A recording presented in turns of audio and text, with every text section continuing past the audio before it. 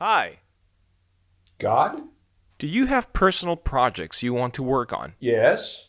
Do you beat yourself up every day for not being able to get off the couch? Yes. Would you like to know what you need to build your best life and motivate yourself to work on it consistently? Yes. Have you tried yoga? Oh, for Hi, my name is Jack and I live in Paris with Jack the dog.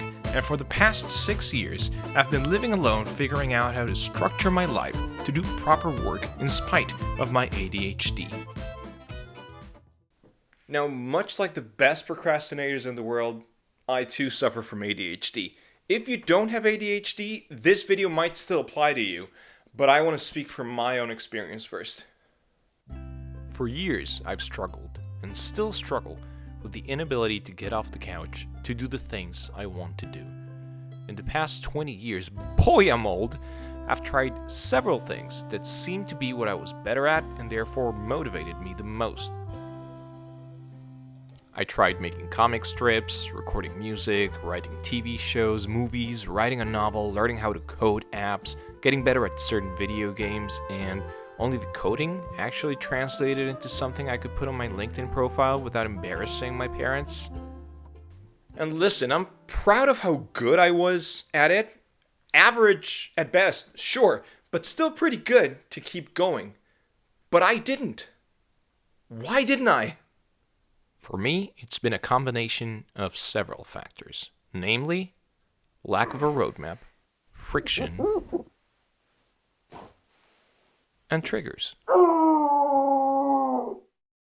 Now, a roadmap is just a list of tasks that you need to complete to get to where you want to go, to get from A to B. And this is important because of the way we set goals. A goal that is described as record a song is too big and too vague, and if it's your first time, you're going to grind to a halt the minute you encounter any resistance. You need steps. Steps like, for example, record guitars or record drumline, and so on. But roadmaps are a subject for another video. Now, friction are the obstacles between you and your goal. In the same example we were talking about before, the example about recording a song, the friction for me came in the way of, I have to connect every instrument to my audio interface and set it up on Logic Pro to even begin recording. I can reduce, if not eliminate, friction in this case by, for example, putting all my musical cables, devices, and microphones in an open box, a musical doom box, if you will. If you do have ADHD, you should Google doom boxes, by the way. Basically, it's a box that contains everything I need for a particular activity, so I can take it out and put it away without looking for where everything is. This helps set up the musical studio aspect of my living room.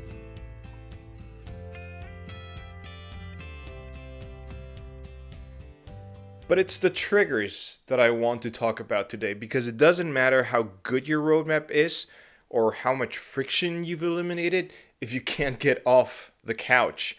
So by the end of this video, I hope to have given you a new tool, not a magic bullet, to tackle your executive dysfunction.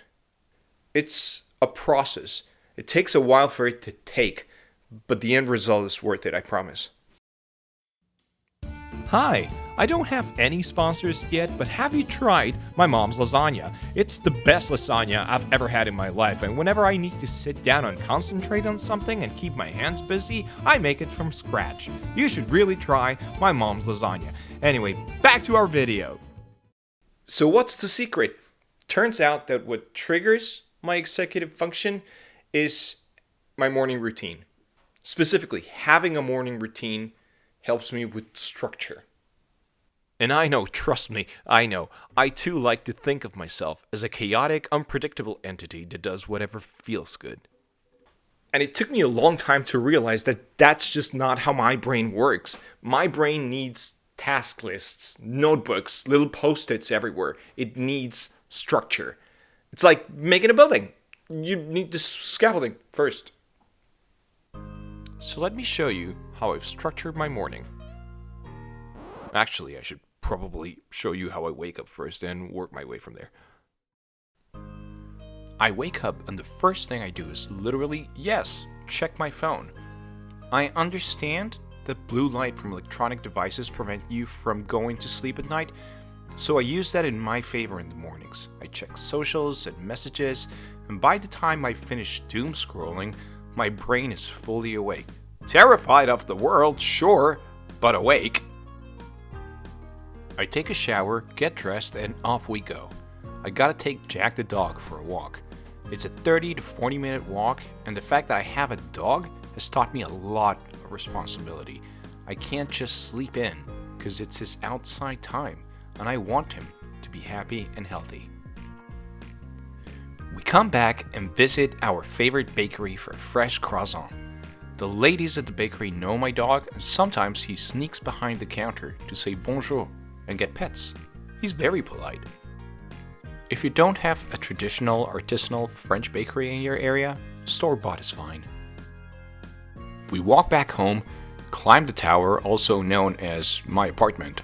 I change into my indoor shoes and I get started on breakfast. Now here's the thing about my breakfast. It's been the same for the last 6 years. This helps with a couple of things. First, it helps with decision paralysis. Since I don't have to think about what to make for breakfast, it's easy to just get up and do it. That's friction eliminated right there. Second, it forces me to open the fridge every day, look inside, see what I need to buy and what's still good to make dinner. So yeah, breakfast. I'll make a ham and cheese omelette, a vanilla cappuccino, served with a side of buttery croissant. Then I'll sit down and enjoy my breakfast. Share a bit of croissant with the dog. I'll check my monthly budget, my calendar, social media, last night's scores, or I'll put on a YouTube video about something that I'm interested in learning. And like all good things, breakfast must also come to an end. So I'll get up, take my plate to the kitchen, and go into the bedroom so I can make my bed. Making the bed for me is enjoyable mostly because I'm setting my future self up for sleep success. When I come back into the room later at night, the bed will be clean and made and ready, and that's just a fantastic feeling. I've been adding stuff to the bed throughout the years. Pillows and a throw blanket and little bows for the bed bugs, and I want to add a quilt and a fluffier comforter, but I'm getting off topic. Bed's done, task checked, I head back into the living room. Now this is where the magic happens. This is the key to the whole thing. I come back from the bedroom and I sit down at the desk. The act of getting up to go to the kitchen, to then make the bed, to then move to the working area has helped my brain understand that this is it. This is the time for work. I leverage the fact that I've already gotten up to move to the work area where work happens. I live in a very small apartment, so areas are limited for me. But I do have set up specific areas for work, play, and sleep. And I use them almost exclusively for that. So when I sit down at the desk, my brain already gets into working mode. If I worked on my couch, for example, the way my brain works, it wouldn't be able to tell the difference between play area and work area. And it would be 1,000 times more difficult for me to break into the creative flow I need to get stuff done. Again, your mileage may vary, but these environments are critical. This is really important. Lots of people, especially if you have ADHD, have issues with sleep. Part of that is because when you eat, watch TV, play video games in bed, and then you expect your brain to go to sleep in that same environment, it doesn't work. So setting up these areas for play, for sleep, for work really helps my brain understand what we're supposed to be doing right now. And that's it. That's how my morning works for me and not against me. Let me recap. I believe the best way to learn is through repetition, so let me summarize everything I just said. What I hope you get out of this today is that you need to set up 3 things to get where you want to go: a roadmap, friction removal, and triggers to get to work. We've talked about triggers today and setting up your environment. Several environments for several different actions. And triggers can be supported by structures, a structure on which to build our working day on. For me, that includes a shower, a walk, coffee, and eggs. Whoa, how'd that get in there? For you, it can be something else, or it can still be eggs. But once you have that structure, you can train your brain to understand that this is how we get to work. You can trigger it into action.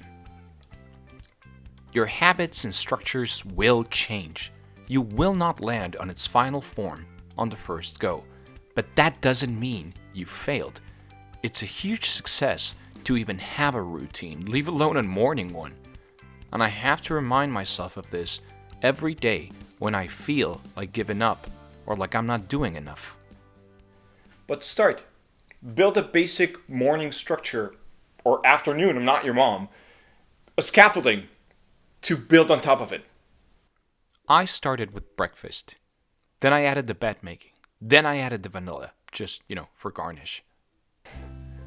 But I promise you, if you keep at it for around 3 weeks, it's going to start to take shape. And you'll recognize yourself in it. Do you have a morning routine? What does it look like? Let me know in the comments below.